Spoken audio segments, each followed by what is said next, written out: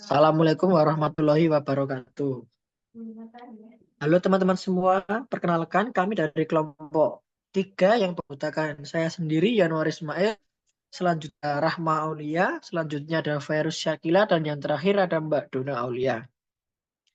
Di sini kita akan menjelaskan tentang kelas virtual kami yang bertemakan pemahaman emosi pada anak usia, mulai dari masuk ke webnya hingga isi materinya. Untuk langkah yang pertama, di sini saya akan menjelaskan cara masuk ke web dulu. Pertama, teman-teman bisa membuka mesin telusur apapun yang ada di device teman-teman. Ini saya menggunakan Google Chrome.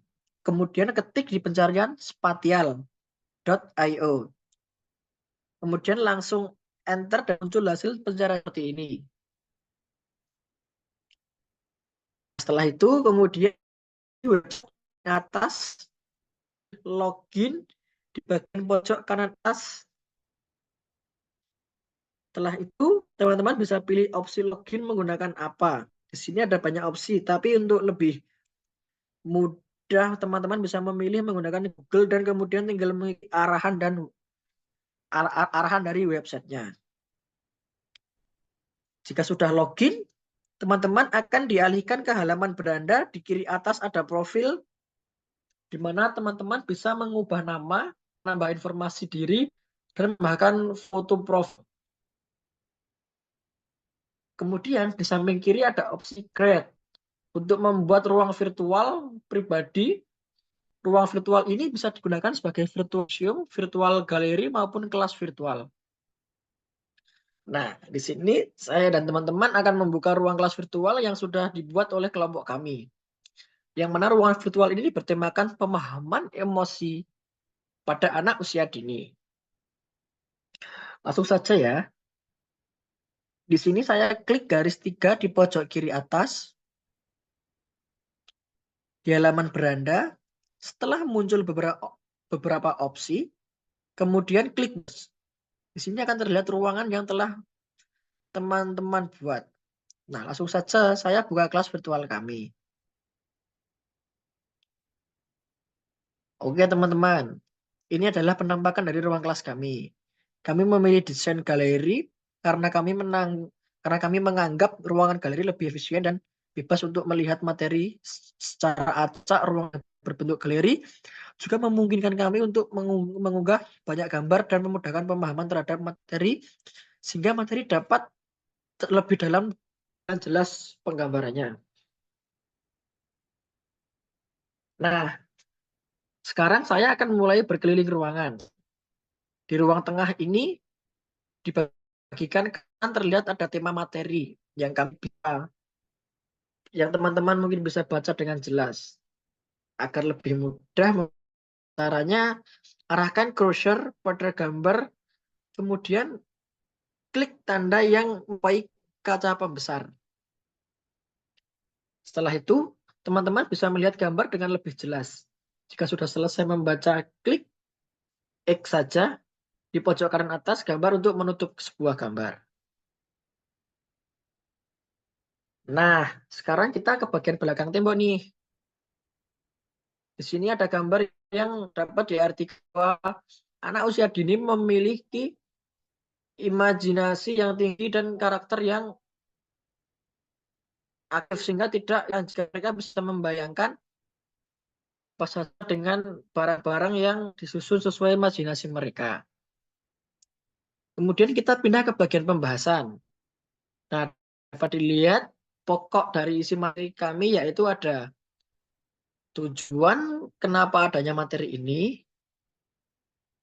yang selanjutnya kebutuhan belajar anak usia dini, yang ketiga masalah pelajaran, yang keempat ada karakteristik dari siswa, dan yang materi yang dapat ini tersebut. Nah, kita akan ke bagian tujuan nih. Tujuan ini adalah untuk membantu mereka mengembangkan keterampilan dalam mengenali, memahami, bahkan mengelola emosi mereka sendiri. Untuk yang selanjutnya, Kemudian gambar di sini adalah gambaran anak usia dini yang sedang dalam kegiatan belajar. Yang selanjutnya, kita maju ke ruangan di depan kita. Di sini ada kebutuhan belajar. Dalam membantu anak mengelola emosi mereka, kita membutuhkan lingkungan ramah anak, komunikasi yang terbuka, yang dan konsisten campur dengan orang tua. Kemudian kita bisa kembali ke tengah. Di depan sana ada bagian masalah pembelajaran yang mana masalah ini kemungkinan terjadi pada anak. Masalahnya ada pada keterbatasan perhatian orang dewasa, keterbatasan bahasa yang digunakan anak dengan lingkungan sekitarnya, kesulitan kesulitan mengelola emosi, perbedaan tingkat perkembangan, dan kurangnya pemahaman orang tua dapat dari salah yang telah disebutkan peran orang tua yang besar dan mengatasi masalah tersebut karena menyangkut lingkungan. Logis tentunya. Materi ada gambar yang bersih bagaimana cara pemecahan masalah yang baik pada anak dengan media. Dapat lihat, ada 2 gambar bentuk emosi dan buku-buku cerita yang bermacam karakter. Lanjut ke materi berikutnya.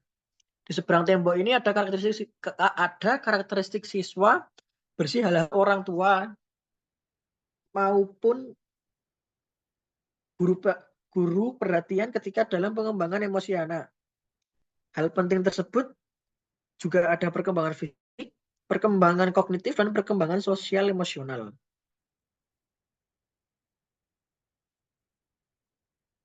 Kemudian materi terakhir berada di ruang sebelah, yaitu materi apa saja yang perlu orang tua berikan pada anak.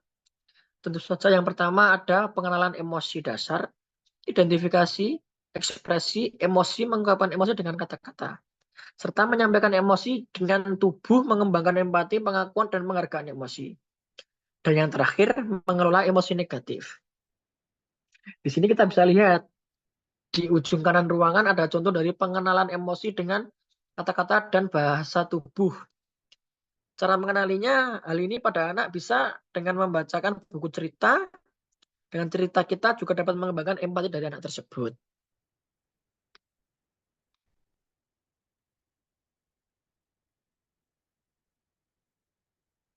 Kemudian di ujung ruangan kiri adalah cara bagaimana orang tua memberikan contoh secara nyata bagaimana perilaku yang baik bagaimana mengelola emosi. Dan contoh lain dapat di tembok kiri depan. Kita bisa melihat siapa saja yang dapat menjadi role model bagi anak. Terakhir, kita kembali ke pojok kanan. Dapat lihat perbedaan anak yang memiliki kelola emosi yang baik dan kurang baik. Anak yang kurang memahami emosi cenderung mudah marah, teriak, dan sulit ditenangkan. Sedangkan anak yang memahami emosinya dapat lebih tenang dan penyabar. Sekian pemaparan materi dan video pada kelompok kami. Kurang lebihnya kami mohon maaf. Wassalamualaikum warahmatullahi wabarakatuh.